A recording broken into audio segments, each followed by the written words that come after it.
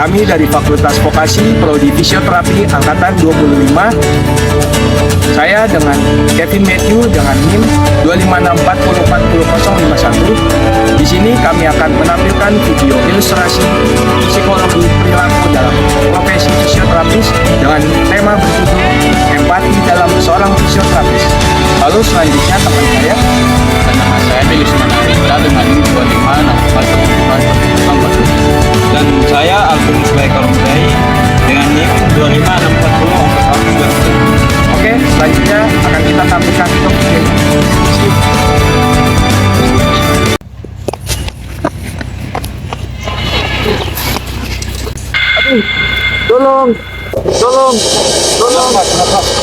tolong Pak, kita sakit Pak. Gimana Pak? Ini Pak, sebelah kiri Pak, tolongin saya Pak. Sakit Pak, tapi Coba berdiri Pak. pelan-pelan Pak, kaki sakit Pak soalnya. Tolong Pak. Iya Pak, iya Pak. Tolong Pak. Pelan dong Pak. Pak, kenapa Pak? Kaki saya sakit Pak. Bagaimana Pak? Ini Pak, sebelah kiri Pak. Iya Pak. Aduh Pak, pelan Pak. Iya Pak. Iya Pak, sendirinya. Iya Pak. Oke Pak, mari Pak, saya bantu ke rumah sakit. Pelan-pelan dong Pak. Iya Pak. Iya Pak. Pelan-pelan ya Pak. Iya.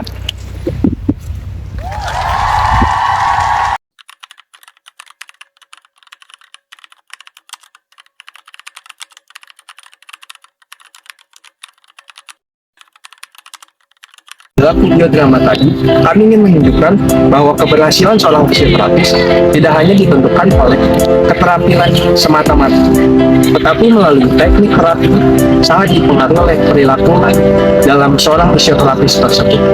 Melalui adanya empati terhadap fisioterapis, kita dapat melihat bahwa seorang fisioterapis harus memiliki rasa empati yang begitu tinggi ketika menangani pasien.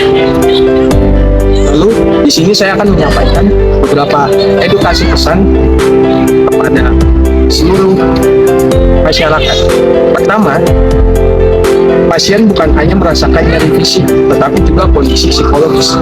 Dengan adanya seorang fisioterapis yang memiliki empati, dia dapat sadar bahwa pasien itu merasakan nyeri, tapi juga secara emosional dia juga merasakan kesakitan. Lalu, kedua, komunikasi yang baik menciptakan perasaan. Dengan adanya kontak mata, senyum, dan nada suara yang tenang dapat membuat pasien didengarkan keluhannya dengan baik oleh seorang fisioterapis dan tidak dipotong-potong ketika berbicara. Lalu, ketiga, etika penting sebelum tindakan sangat berpengaruh. Ketika seorang fisioterapis menangani pasien, ada beberapa etika yang harus dimiliki orang fisioterapis. Pertama, fisioterapis harus memiliki rasa ingin tahu yang tinggi ketika pasien tersebut mengalami kondisi yang memprihatinkan.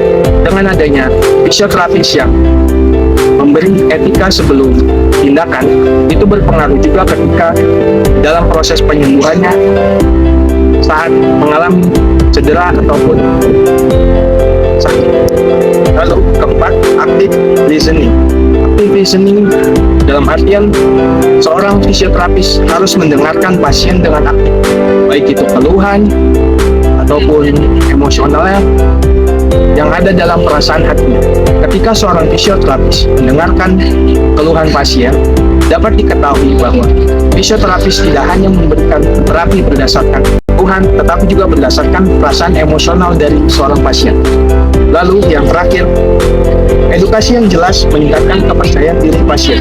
Dengan edukasi yang jelas, pasien dapat paham apa yang menjadi keluhannya, lalu seorang fisioterapis dapat menanganinya sesuai dengan prosedur yang baik.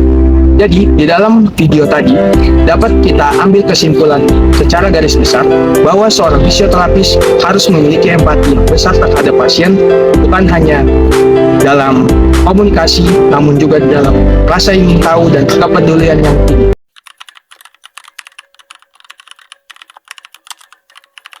Jalan satu di Kabupaten.